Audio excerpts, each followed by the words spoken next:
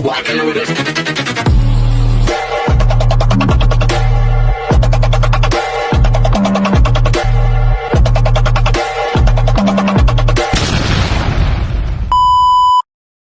Hi everyone! Good morning, I'm back! It's your Mama Sam dito sa Sam Sam TV. Kamusta naman po kayo mga amigo, amiga, kumare at kumpare? Sana lahat kayo ay okay na okay ngayong araw ng Monday. So happy Monday sa atin lahat ng bonggang-bongga. Sana lahat kayo ay maganda katulad ng Mama Sam ninyo. Charot! So ayun nga, so syempre marami akong hatid na chika sa inyo ngayong araw na to na talaga naman, oh my gosh, magtataas ang mga kilay natin. Pero bago ako tsumika, gusto ko munang batiin kayong lahat ng Good Morning Philippines. Ayun. At saka hindi lang yan, gusto ko rin batiin yung mga nasa iba't ibang panig ng mundo. Katulad na lang ng America, Australia, Canada, ayan. Saka syempre sa Europe, yung mga friends natin dyan na nanonood. At saka syempre sa buong Asia.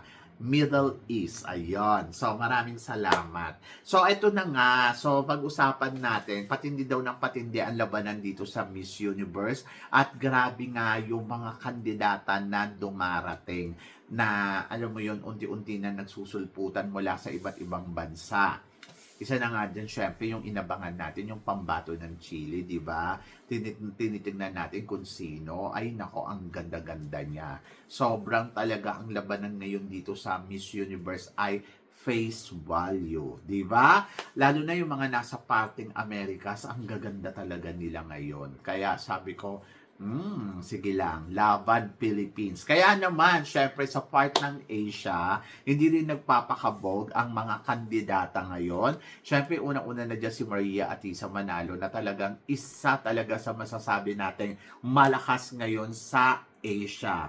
Aminin mo man o hindi, i-deny mo man o hindi, si Atisa ang malakas sa Asia ngayon. At yung beauty talaga ni Atisa, walang papantay. Kaya naman yung mga kapitbahay natin ay puspusan na rin naghahanap kung sino nga ba ang ipapadala nila ngayon sa kanilang bansa para sa darating na Miss Universe. Ayan na. Isa na nga sa ongoing pageant ngayon, ang Miss Universe Thailand. Yes, na talaga naman ang sinasabi ng kadamihan ay nako, dapat daw manalo talaga dito si Vina.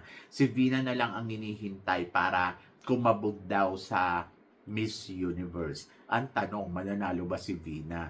Eh Diyos ko, sa dami ng magaganda, parang mahihirapan ang ganda ni Vina dyan. Kaya parang feeling ko, maghahanap sila ng mas younger. Ganon. And then, yes, Vina, isa to sa mga strong na candidates talaga, kung sakali Pero, parang feeling ko, lumiliit na yung chance ngayon ng Thailand na manalo sila ng Miss Universe. Charot. Ewan ko, hindi ko alam, pero yun yung nararamdaman ko. Kasi parang, nakikita ko kasi yung mga ibang candidates, parang grabe ang gaganda. At tama ang pinili ng Philippines na si Atisa Manalo ang ipadala natin para ipantay sa ganda talaga ng mga kalaban. Dahil tumitindi ang labanan. At kung si Atisa at saka si Vina matangkad lang, pero si Atisa maganda. Hindi ko nga alam kung bakit yung mga Thai queen, tumatangkad sila ng ganon. Remember, di ba, si Oppo, hindi naman kasi tangkad, ganun kabongga yung tangkad. Kung naka-flat shoes siya, kasi tangkad lang niya si Julia Mori. Pero yung nagsuot na siya ng shoes, aba, lumagpas na siya kay Julia Mori at naging hanggang dede na si Julia Mori sa kanya. So parang kung iisipin mo, parang ganito ba talaga katangkad talaga si Oppo? Minsan nga pag tinignan ko, parang ang tangkad. Pero siguro talaga baka nakasuot siya ng 7 inches na heels, gano'n. Nakakaloka, 7 inches. Anyway, so yon. So si Vina na nga lang yung hinihintay para kumabog ng bonggang-bongga sa Miss Universe. And I'm so excited kung si Vina nga ba ang ipapadala ngayon ng Thailand. Pero eto, nagmamaasim yung kapitbahay natin. Ayaw din magpakabog dahil ongoing na rin ang kanilang pageant, ang Miss Universe Indonesia. Yes, medyo parang nananahimik kasi sila 'di ba nung lately, tapos biglang ayan na, may paganyan na, may pang Miss Universe na rin sila. At konti lang daw yung mga kandidata. At yung mga kandidata doon, mga tsaka, charot. Parang feeling ko may El Tocuyo na naman sila ng bonggang-bongga sa Miss Universe. El Tocuyo talaga no. Paano naman kasi yung mga candidates nila, hindi naman ganun kabongga yung beauty. Mga mukhang expired. Charot. Expired talaga. Nawindang naman ako doon sa expired. Anyway, so nandoon ako sa part na inaabangan ko nga dito ay yung malakas daw na pambato nila na itatapat daw kay Maria Atiso Manalo yung ganda.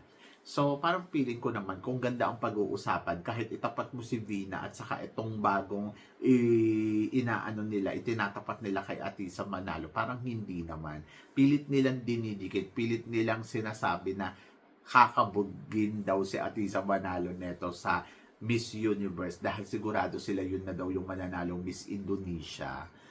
Sabi ko nga, kabahan kayo, paminsan-minsan, inom kayo ng kape para maramdaman ninyo yung kaba. So yon, walang kakaba-kaba mga Indonesian fans at talagang they are prepared talaga sa kandidatang to na gano'n sila kakumpiyansa na mas kakabugin nila si Atisa Manalo. Paano nga kasi 'di ba, nakabog nga daw ni Tata noong lumalaban to sa Miss Universe, sa Miss Cosmo. Tapos ngayon, ayan, meron na naman daw taga Bali na parang itatapat talaga nila kay Atisa Manalo para daw hanggang top 10 lang daw uli si Atisa Manalo. Pero ang tanong, makakalaban nga ba talaga to hanggang sa dulo ng competition pagdating sa Miss Universe? Di ba? So, I'm so excited kung ayan yung inaabangan nila na panlaban nila sa Miss Universe. I'm so excited na makita kung ano ang magagawa ng Indonesian. Kasi kung titignan mo, 3 beses na silang na El Tocuyo na magkakasunod. Parang wala silang pinagkaiba kay Brazil. Oo, si Brazil din di ba? Parang sunod-sunod din ang pagkaka-El Tocuyo neto sa Miss Universe. So ngayon, ayun yung inaabangan ko sa kanila kung ano nga ba ang mangyayari dyan sa sinasabi nilang malakas na pambato nila sa Miss Universe. Ganon! Excited ako for them. Excited akong makita kung paano sila may El Tocuyo ng bonggang-bongga. Charot. Nakakaloka. Ang sakit sa ulo. Pero sige lang, laban lang. Wala namang imposible, di ba? At hindi rin masamang mangarap para sa kanila. And then, naniniwala naman ako doon sa sinasabi nila na malakas daw sila. Kaya, ilaban natin yan, Indonesia. Ganon. And then, dito naman sa Thailand, syempre, nanganganib pa rin si Vina kay Preo. Oo, ayun ang nagiging problema. Nanganganib si Vina. Sabi ganun, kapag naging katapat daw ni Preo si Atisa sa Miss Universe, delikado daw si Atisa Manalo. Parang feeling ko naman hindi. Parang feeling ko maganda si Atisa Manalo more than kay Preo. Pero, yung kumpiyansa ni Preo, kaya lang kasi dito kasi sa Thailand gagawin yung kaya parang yung ganda ni Preo, mababaliwala yan at magniningning ang mga ganda ng mga Latinas at Mistisa, ganon. At perfect si Atisa Manalo na pambato natin kasi maganda naman talaga ang Atisa Manalo. I'm so excited na makita siya in person. I hope na sana makakabog siya ng bonggang-bongga.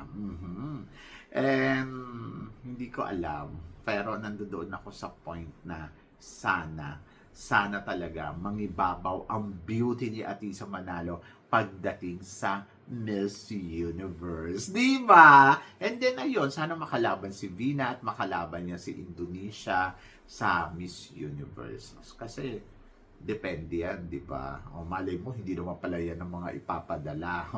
But ako happy ako kung sila ang mapipili kasi parang feeling ko laban sa mga Latinas dapat maging malakas talaga ang Philippines. Oo, ang Asia team ganon. Katulad ng Indonesia, saka Thailand. So parang feeling ko dapat force talaga.